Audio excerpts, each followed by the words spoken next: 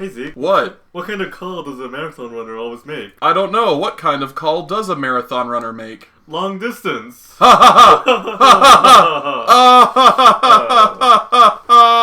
Popsicles. Hello, everybody. Hello. Fellow rejects, ladies, miscreants, other people. People Welcome to Just Audio, the pop culture podcast no one listens to again. Oh. Yeah. I don't know. Well, at least the comic book chair is doing better. Oh yeah. Like, that gets consistent views. We get, like the, Just Audio does not get views till about, like, Sunday. If we're lucky. Other times, it's just like, right now I think like the other episode's about at 2 views. Yeah. Fuck, man. We gotta figure out something to spice this shit up. Yeah. Alright, so this is Just Audio, the pop culture podcast. I'm Zeke. Kota. Yeah, you know us by now, if you're listening. If this is the first time we say our names in case it's your first episode. Yeah, except for the first episode, you know. Alright, so weeks. How was your week? Oh, nice hot summer days. Whole week. Not that I did much outside. Yeah, pretty hot. Yeah. Yeah, I didn't do much, just working on my new novel. About it. Oh, actually, no, on Hulu. They have this British show I like called In the Thick. Okay. And I've been rewatching that. Yeah. Yeah, it's got Peter Capaldi on it. He plays, he's just like this corrupt politician that fixes other politicians' mistakes. Oh. And they're just, the whole point of the show is just like, all of these like guys are inept and stupid and they keep fucking things up and he's gotta go and fix it. And it's like, this is how the parliament in England is actually run. Which of course, it's not too far from any political people, I suppose. Yeah. Yeah. Alright, so, cool! Oh, yeah, that hot summer day, but we didn't do anything with it. Hot summer days. Didn't do shit this week, seems for the both of us. Alright, moving on to what's Coda watching. Okay. Netflix shows and such. Yeah. Lost Girl. Well, I'm watching Lost Girl, dude. How's it been? Oh, so far so good. I'm still in the beginning of the first season because I'm watching every show, like different shows each day. Yeah. But yeah, it's a lot of good actions and dialogue and whatnot. Yeah. And there are a couple of romance scenes too. Oh, yeah, of course there is. Yeah, because the main character is a succubus. She has to kiss. She's gotta bang a lot of people. Yeah. And she does not pick sides. You feel me? Ha ha! Oh, but yeah, it's like the main character that didn't know that sees the world that she was supposed to belong to, but didn't hear about until now. Yeah, why don't you scoot closer to the chair. You're right. I'm probably too quiet when I'm far away. There you go. Oh yeah, so they probably heard most of it. Okay. Look, now you're louder. Yeah? Yep. Okay. It's Better. What else? Archer. We're watching Archer. That show's awesome. It is awesome. Each regular character are so unique. Oh no, they're really messed up. Just like, oh. Do you not? There's like a comic on the internet. It's of Kirby, and he eats like an archer like character, like a actual bow and arrow archer. Oh. He eats one of those, and then his face changes into Archer, and it's just like an archer head with Kirby arms and feet. Yeah. And he's just doing Kirby Kirby's just doing Archer quotes around other characters. Phrasing. Phrasing, and also that tree boss you fight in the first game. It's just dropping, and Willow Woods is just dropping apples. It's like, do you want ants? Because this is how we get ants. That show's awesome. I'm glad you're watching it. Yeah. Okay. I'm gonna finish up this segment with something different. Yeah. When I'm a little rant on Crunchyroll. Ooh, what happened on Crunchyroll? And it's only because I have the free membership. Yeah. The ads. Like, ads on their own, I don't mind at all. But do they have to be loud? Do they have to be so loud? Same goes for watching movies on TV. You know, it's just like, but if the ads have to be louder than the TV show, because how would you not pay attention? Right. Yeah. But I'm already paying attention. Yeah. I know. It's like I take the screen, I full screen it, like, and then they move from like across my room in the distance. I had to bring like a keyboard that has volume buttons, so I just to lower the volume every 15 minutes. It can get tedious, I assume. Yeah, it can. That's about it.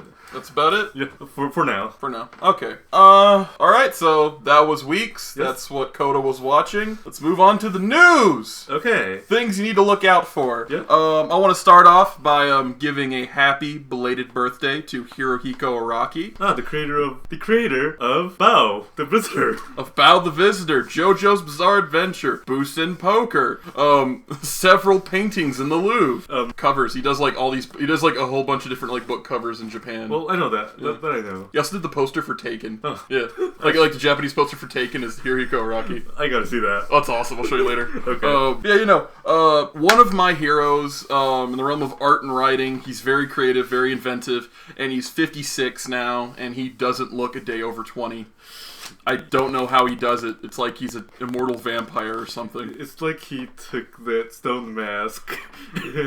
Or maybe it's his stand! Alright, moving on. John Boyega, who plays Finn in the new Star Wars movie. Yeah. Also plays Moses in Attack the Block. Both solid films. Attack the Block is better, yeah. I feel, than the new Star Wars movie, even though the new I know, it's kind of a weird thing to say because I like the new Star Wars movie a lot. Okay. But it seems like just a big retread. I mean, I'm pretty sure 2 and 3 will follow, of course, the 3-act movie structure established by Star Wars itself, which is the first one is like all hopeful and like awesome. Hope is the big theme. The second movie is like, no, fuck you, hope. And then the third movie is, haha, hope. That's usually the structure of things. I'm pretty sure, but however, I'm pretty sure the next 2 films are going to have a more unique storyline than the first one. Yeah. So, but I like Attack the Block more. Anyway, those was John Boyega's films. He is going to be playing Stalker Pentecost's son, that's Idris Elba, from the character Pacific Rim, in Pacific Rim 2! Oh, Pacific Rim 2 is happening. Pacific Rim, it's been happening. Okay. It's just been in a troubled production cycle. Okay, that's why I haven't heard much from it. Yeah, so they got a new director, same writers, same actors, some of the same actors. The way Guillermo del Toro originally wanted to do it was like, okay, that was one story. The next Pacific Rim's not gonna, like, they did their thing, but now it's time for new stuff. Kind of like, so it's episodic. It's episodic, yeah. Like each sequel will set place in the same universe, robots versus monsters, but it's not going to be like the same people. In other words, you don't need to see the first one to get the second one. Probably not, no. Yeah, probably not. But like, I think it'd be good to watch it just because it's a great movie, and you should support that shit. Keep supporting Pacific Rim. I will not stop until that movie is a cult classic. Anyway, John Boyega is going to be in that. Yeah. I like that Pacific Rim is getting talent. I like John Boyega is getting work, and I like John Boyega, so fuck yeah, that seems awesome. How do you feel? Oh, I'm excited. I'm just excited to watch another installment in the Pacific Rim series. Oh my god, it's gonna be so awesome. I hope it's awesome. I want it to be awesome. Yeah. Alright, moving on to casting news. Brie Larson might be Captain Marvel. Marvel Captain Marvel, not DC Captain Marvel, who is now Shazam. Right. Yeah, so she'll be Carol Danvers. Yeah. Might be Carol Danvers. Might be, not sure. It's like, it's kind of confirmed that they're in talks. Yeah. And then like they've talked to actors, and like Chris Evans was like, dude, that'd be awesome if Brie Larson was Captain Marvel. And so the captain has given the other captain the okay. Yeah, that really sounds like what it looks. Oh, Captain, my Captain. Anyway, so yeah. Brie Larson might be Captain Marvel. I think that's a perfect choice. Okay. Do you know who Brie Larson is? No, remind me. What's her resume? Okay, do you remember, 21 Jump Street? Yes. Okay, what's this? Jonah Hill's love interest, that high school girl. Okay. That's Brie Larson. Okay. Yeah, she can do it. She can be Carol Danvers. Yeah. She's been in other things. I haven't seen them, but I hear they're amazing. Okay. Yeah. All right. Batman: The Killing Joke, DC animated film, R rating for a DC animated film, and it will be in select theaters. Huh. Yeah, when it comes out. No, it's not straight to DVD like no, it's going to be straight to DVD and straight to digital, of course. But in certain theaters, I've decided to air the film. Okay. Yeah. Yeah. That's awesome. Yeah, you don't have to go to a supermarket to buy a DVD. You can go to a theater to watch it in the big screen. Yeah. So that's all the things to look out for. Normally we'd move on to things to reconsider. This week we're deprived of that, fortunately. Yeah, fortunately we're deprived of that. So we just wanna, as Lyle McDouchebag would say, here's this, you nerd industry have been given back the ball, but I'm just gonna take it from you because I don't trust you to keep holding on to it. You got the ball for now, but I know you're gonna fucking drop it. But anyway, good for you. Like, good for you, like, nerddom. Yeah, You didn't do anything fucked up. At least not this week. At least not this week. You didn't do anything fucked up, anything we found out of place, or, like, anything weird. You know, just... I guess we could talk about how, like, the Transformers films have, like, they've been posting, like, alright, here's the new looks for characters. And it's just, like, sketches of faces. And it's like, here's the new Bumblebee, and it's just another fucking yellow Camaro. Who cares? But no, that's not. But that's really more of a nitpick than it is a overall thing to reconsider. So yeah, no, nothing terrible. Yep. Nothing terrible happened this week. Cool. Toys for kids is our next segment. Okay. And motherfucking Injustice 2's coming. It is. We're starting off with toys that's not exactly for kids, but whatever. No, it's a toy. I know, but it's not. But is it for kids? Is it for kids? Well, children are going to play it regardless. Yeah. Yeah, how many, like, 5-year-olds have probably bought Mortal Kombat because their parents are like, oh, fuck it, Mortal Kombat. I remember that when I was a kid. Right. Only to see Bee Lady make out with Melina and then just have the bees that she injects into her face eat her face. Poor Melina. She was the only villain that I thought about at night. Anyways, alright, so that's we just recently watched the trailer for Injustice 2. For those of you who do not know what Injustice is, the first game, Injustice Gods Among Us, is a DC fighting game made by NetherRealm Studios, the same people who make Mortal Kombat. And Injustice was kind of the game that showed people that NetherRealm Studios was starting to take fighting games seriously. They've come out with, like, for the longest time, just like crap after crap after crap. And then, boom, MK9, Mortal Kombat 9 was like, what? This is cool. How they J-Abrams all of the timelines and everything and fixed shit. And it was really good fighting game. It was a really good fighting game, just shitty netcode. And then Injustice was like the step up above. It was like, oh my god, what is this? This is so awesome. This is nice. Granted, it has its flaws, as all things do. Yeah. But, it's shitty netcode. But everything was cool. It was a great game. Great storyline, too. Like, I watched, like, I don't own a console in which to play it, but what I did do is sit down and watch all the cutscenes strung together. And let me tell you, that's a cool fucking game. Yeah, it's a good story and all. Also, the graphic novel based off Injustice, it's like the lead up to it. Year 1. They go up to year 5 now. Oh. Yeah, year 5, like 1 to 5. Years 1 through 5. Holy shit. Yeah. What a great comic. Oh, it is. Like it's like you want to do a world where, like, heroes beat the shit out of each other constantly and it work. That would be Injustice. So now it's been a couple years. It's time for the sequel. We watched the trailer. Where the first trailer for it was kind of like hinting that Superman was now this big dick overlord. This one kind of opened with like maybe it's Batman talking. I don't know who's talking, but it's just this guy kind of describing a gladiator pit, and you see like Superman in his new 52 costume, and then the Flash rolls up and just like starts fighting them. But of course, Superman being Superman just grabs the Flash by the neck and then just like bam, bam, bam, just starts like beating him into the ground.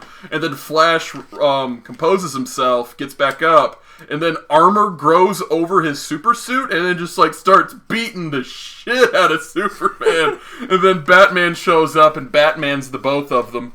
Yeah. And then the Flash starts to beat the shit out of Batman, but then Batman's up even more with kryptonite-powered battle armor and then just starts beating the shit out of the Flash. I mean, it's going to hurt Superman more because clearly the green shit's kryptonite powering it. What else is it going to be with Batman? What else is it going to be with Batman? But it's like, it's a mech suit. So it's like an exosuit, so of course it's going to hurt the Flash. And then like Superman shows up and like Batman's even more to even better armor, but still Superman has the upper hand. But then, we got a second round save from Supergirl, and she lasers the shit out of her cousin, armors up even more.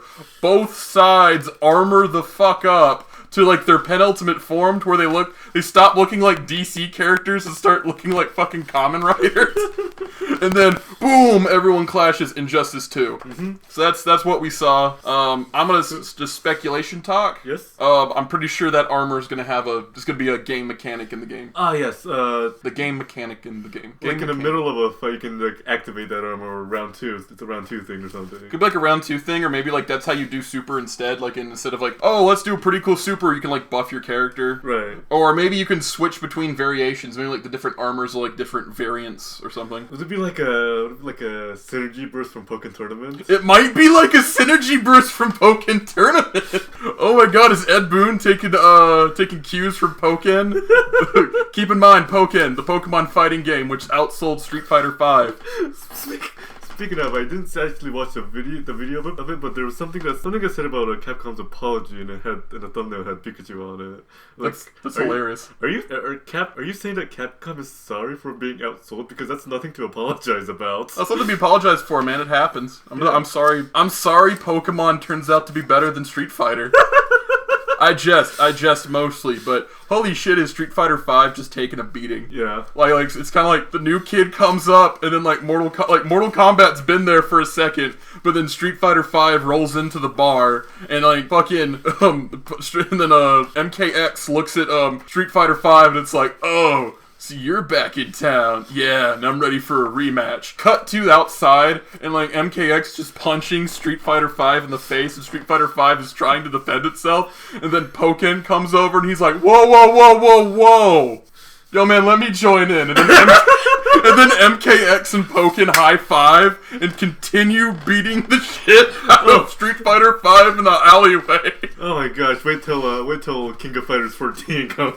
Oh no, that's gonna be the thing. It's like King of Fighters. So King of Fighters 14 is gonna go one of two ways. It's either going to go like what is it? So King of Fighters is gonna go like, hey, what the fuck is going on? Then cut to all three of them beating the shit out of Street Fighter V.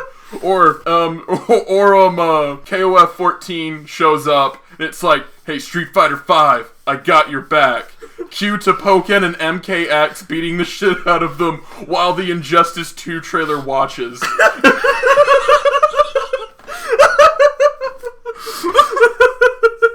I want Street Fighter V to be better. All the trailers have been cool. Guile's new theme is sick. I don't know. Alright, well, moving on to something a bit more kid-friendly. Pokemon Sun and Moon last week had a whole bunch of new information. Oh yeah, like a lot of short trailers in the Japanese channel and accumulated one in the English channel. Yes, it did. All right, so what we got here was the names of the two legendaries, which we were totally right about a couple podcasts ago, and we also get their typings and their abilities. Mm-hmm. So what we got is Solgaleo and Lunala. Solgaleo, of course, is a lion with a sun motif.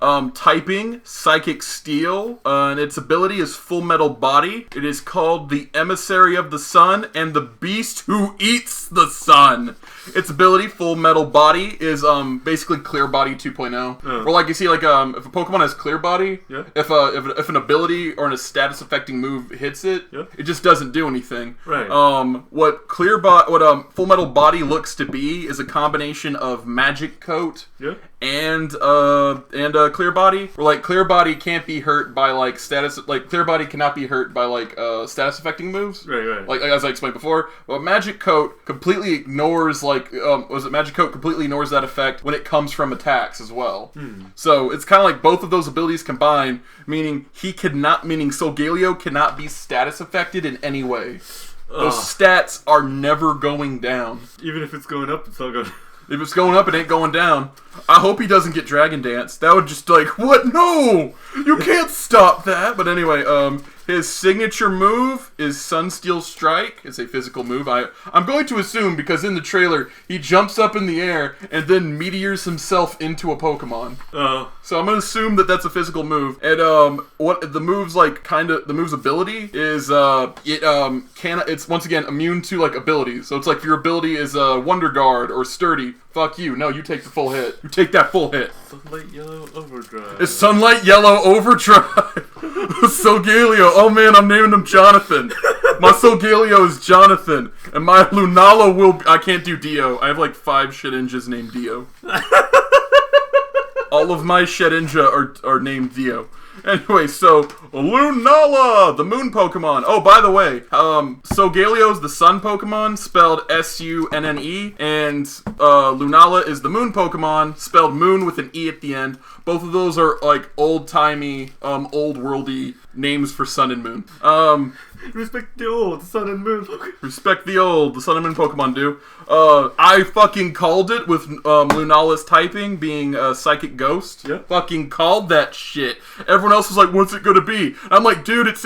like, here's the thing. I knew it was Ghost something, and I called Psychic because it has the big eye in the middle when it does its finisher move. Yeah. But, I called Ghost type because look at it. It's a fucking floating skeleton. It is a floating bat skeleton. Yeah. No, fuck all of you. Who did not think... Like, no one called Ghost. Like, do you not pay attention to details? Apparently not. So yeah, no, Lunala, its ability is Shadow Shield, which looks like it's just, multi-scale. There'll probably be, like, more details to it later. Right. But it appears to be just multi-scale. And what multi-scale does is that, if a Pokemon has full HP, all damage sent to it is halved. So it's like, it doesn't take as much damage as it should if it's fully healed. Teach that thing Roost, and you're just gonna beat motherfuckers all day. Hope it can learn Roost. It's got wings. Yeah. And, let's see what we got here. Its, main attack is Moongeist Beam, which is the sickest fucking name ever. Moongeisto Beam! It's so awesome. Oh my god, Lunala's a villain for a completely different anime. He's a villain from a completely different anime. Just like Linton's a mascot for a completely... Yes, he is! They look like... They're the most, like... you're right. Out of even though Pokemon are clearly anime looking because it's made in Japan, and it's supposed to have that kind of cutesy motif to it, the two Pokemon in my whole life that look the most anime are Litten and Lunala. They, like, both of those two take the cake of, like, most anime Pokemon. Yeah. Lunala, emissary of the moon. It's referred to the reverence as the beast who calls the moon. Does not eat it, calls it. And, it absorbs lights in its wings. When it's fully charged, it looks like a glittering, night sky on a beautiful night. And, yeah, no, that's pretty sick looking. Yeah. Yeah. One thing that, the Dex, they're the people who do, like, Pokemon analysis videos. Very smart people. I would recommend looking them up. The Dex, on YouTube. It's just the Dex. Something they brought up on their podcast is that both of the Pokemon are weak to light making abilities. Yeah, because you got Psychic Ghost. It's weak to Ghost, so it's weak to Ghost and Dark. So the darkness takes away the moon. Yeah, which makes sense because you know how like moons wax and wane. Yeah. So if you're ever wondering why the moon Pokemon is weak to Dark type moves, if you look at the fucking moon, it gets slowly eaten by the. Well, not really. It's because how the fucking Earth is rotating. But if you were layman's terms, when it gets darker when the moon's gone. That's why the moon would be hurt that way. Also, why would Solgaleo, the sun Pokemon, be hurt by fire? Well, that's actually a good point. I will give you that. But the core of the sun is really fucking dense. What else is dense? Steel. It's a heavy-ass Pokemon. Also, something else they brought up, is that Solgaleo, the beast that eats the sun. Yeah. Like Litten, who has an alchemical symbol on its face. You look at its eyes and the little stripes on its face. It's supposed to look like the alchemical symbol for fire. Yeah. The beast who calls the sun is also a practice in alchemy. And alchemy has a lot to do with metals. So, fuck all of you. Pokemon is a lot smarter than you think it is design-wise. Never story game-wise or thinking ahead. They're not really good at that. But you know what? They're smart when it comes to designing fight animals. Alright, something else we got confirmed was the Alola region will be 5 islands. 4 of them real, 1 of them artificial. My money is that the artificial island is the Elite Four. Yes, the Pokemon. It's either the the first time I heard about this, I thought it was like, okay, this gotta be either the enemies, the villain's lair, villain lair, final gym, or the Pokemon League. Or the Pokemon League. I'm gonna say Pokemon League, and there's like, where's Victory Road? I'm gonna say like, even though it is an artificial island, like that whole building before you go fight them, that's Victory Road. Like it's sort of like you gotta go up when you get there, it's like, all right, you gotta beat the building. I'm sorry, what? You want to fight the Elite Four, you gotta earn that shit. It's like the Battle Tower. Yeah, it's like beat the building, then you can fight the elites. Aw, but that's fucking dumb. You just do it. You're like, oh, that wasn't so hard. And you fight the Elite Four. Oh, but that was fucking hard. Oh, they're hard. Anyway, the Alola region, 4 islands. One of them is, they got some neat things on it. Like, if you look on one of the islands, they have an entirely closed off city. Like, there's a city that's got like a big wall around it. Yeah. That's neat.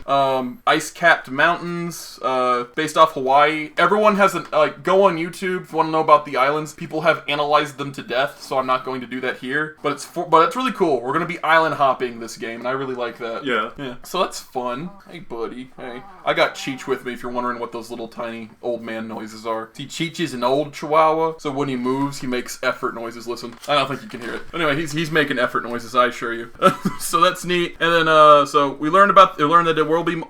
We learned that there will be multiple islands. We know about the legendaries and why they are typed that way. If you actually are smart, you'll fucking realize that. And then we get Rotom Pokedex. Oh god, it's so cute. Your Pokedex is alive. Well, actually, what Professor Kukui is like, okay, I have made the perfect next-gen Pokedex. Now I'm gonna have a Rotom live in it, so it is the ultimate Pokemon. Now, here's one thing that I'm wondering. Yeah? Do you think you'll have to catch a Rotom to make it a Rotom Pokedex? I don't know. I figured that he already had a Rotom. He has like a... this... A surplus of Rotoms? Yeah. Okay, yeah. So I was wondering if you could fight with your Pokedex. It was like you just go Rotom Pokedex. Like, what type would Rotom Pokedex be? Well, no, Electric Steel? Yeah, what happens to Rotom when it goes into other appliances? What... Okay, so, the lawnmower is a grass type? Grass type, right? And okay, the Rotom fan is, flying type. I know all that. Yeah. Just Rotom on its own is a Ghost Electric, right? Ghost Electric, yes. But it possesses machinery. Yes, does it keep the Ghost type or Electric type? I don't remember. No, it always keeps electric. Okay, then it's Electric Steel then. Electric Steel, that's what you think? Yeah. Yeah. So anyway, Rotom Pokedex is really neat. It's just a normal-ass Pokedex. But one thing that's really neat about it is that it apparently keeps track of information you've talked to. Like, it has a mini-map on it that shows you where you are, and it also shows you where you can find new Pokemon. And it can also point you in the right direction, but only if you talk to other people. So, like, if you just, like, ask Rotom Pokedex, hey, I'm on a new island, where to go? It'd go, I don't know. We just got here. Well, you have a mini-map. Yeah, I got a mini-map. And I can show you the island, but I don't know where the fuck to go, you know? Start talking to people. Which is what you... Socialize. Which is what you should do in any RPG anyways. Should do in any RPG anyway. However, in the trailer, something to bring up, though, with that, like, keeping information, like, where to go. Yeah. In the trailer, it showed the trainer on the mini-map of the Rotom Pokedex walking to a flagged destination. So what I'm wondering is, are there going to be quests involved in this game? That's a nice touch. Now, quests can be annoying, quests can be fun, but if they do it right, and they put quests in Pokemon, this could be a really nice way to not only lengthen out the game, but also to make you feel like you're doing something besides just walking around conquering a region. Yeah. Yeah. I mean, Pokemon X and Y did that in an atmospheric sense, in which it's like, everywhere you go, like, there is an analog to a different Pokemon in a different area. Yeah. Like, in each area you went to was, like, drastically different geologically. Yeah. Yeah. Here, it's just going to be it's just going to be island countries, so it's varied on what you're going to get. But that's cool. That's very cool of them. Yeah, it is. Yeah. All right. Moving on to more Pokemon news. Yeah. There was a vote out of all 720 current Pokemon. Who's the best? There was. Yes. In Japan, right? In Japan, yes. Yeah. And the winner is going to be like a special version that will be released to everyone in Japan who has voted the #1 Pokemon. Yeah. #1 Pokemon out of all of the generations voted by fans all across that country. Greninja. Greninja Gen 6 makes sense. It's the new Charizard. Right. Greninja's the new Charizard. Greninja's the new Charizard. Not to mention he's a fucking ninja. He's a fucking ninja frog, you know? It's called Gekkoga in Japan. Alright, so that's all. So I'm fine with that. Yeah. That's a suitable Pokemon to be #1. My favorite's Carbink, but I don't know. It didn't make... Carbink is... I looked at, like, the full list. Carbink is, like, 50. Oh. So I'm fine with that. I'm cool with that. And, so, what's your favorite? Furret. Furret? Yeah. I didn't see where that was. Okay. Yeah. I know that the favorite Pokemon 720, the least liked Pokemon, Semisear. Oh, wow. Yeah, poor Semisear. Yeah. Poor Semisear. Semisear lost to Garbodor in, like, the Vanillix line. Yeah. That sucks. Even though I like Garbodor, I don't like... No, I'm apathetic to Vanillix. Like people go like, why the fuck would there be an Ice-type ice cream Pokemon? Well, if a Pokemon was going to be made of ice cream, it would be an Ice-type. Yeah. Also, and also Black and White's whole thing is, like, Pokemon, like, evolved with humans. Yeah. So, like, that's the whole thing. Like, you need both to exist. So, perhaps it's like a chicken and the egg scenario where it's like, but Vanillix just looks like fucking ice cream. No, we based ice cream off of Vanillix. Aliens. Yeah, that's... No. So, did we invent ice cream off of Vanillix? Some ancient Pokemon scientists say yes. Ancient Pokemon. Ancient Pokemon. Pokemon. No, how to make a peace symbol with your hands. Pokemon. Clefairy from the moon. Clefairies from the moon. Alright, and then, going in, descending order from Greninja, who is the #1 Pokemon ever. Number 2, Arceus. Ah. So Greninja, more popular than God. So you could straight up say, Greninja, bigger than Jesus. You could straight up say, oh, speaking of Jesus, yeah? number 3, Mew. Ah. So, Greninja is... So, according to Japan... Greninja surpasses God. Greninja surpasses God and Jesus in the Pokemon universe. That's how cool Greninja is. Number 4, Pikachu. And the mascot. He's better than the mascot, Jesus, and God.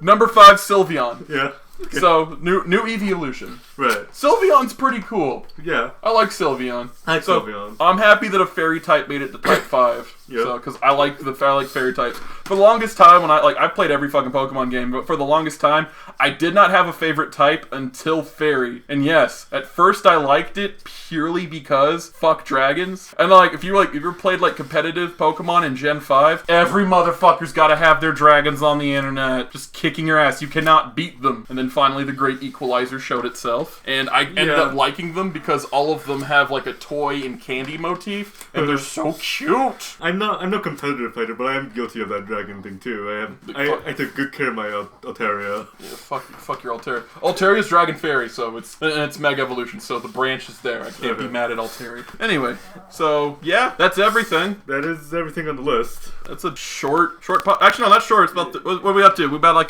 30, 34, 34, 50? Less than that when we edit it. Yeah, no, it'll be less than that when we edit it. Yeah. Alright, so that's all the news that's fit to print. Yeah. So, if I had something to say. Yeah, what'd you have to say? Well, there's in the new installment of the Super Robot Wars. Oh yeah, new Super Robot Wars is coming out. Yeah, and we have what I'm pretty sure is the first non-robot participant, Spaceship Yamato. Spaceship Yamato? Yeah. He'd fit in a giant Robot Wars game. Probably. Tekka Man's in the game. Tekka Man's not a robot. Oh really? Yeah, he's a man with tech armor. Okay. Yeah, he's tinier than everyone else. But yeah, a space battleship is in Super Robot Wars now. That makes sense. Alright. Yeah, Spaceship Yamato. So cool. Alright everybody, that's been the Just Audio. We will see you around the Milky Way. Bye.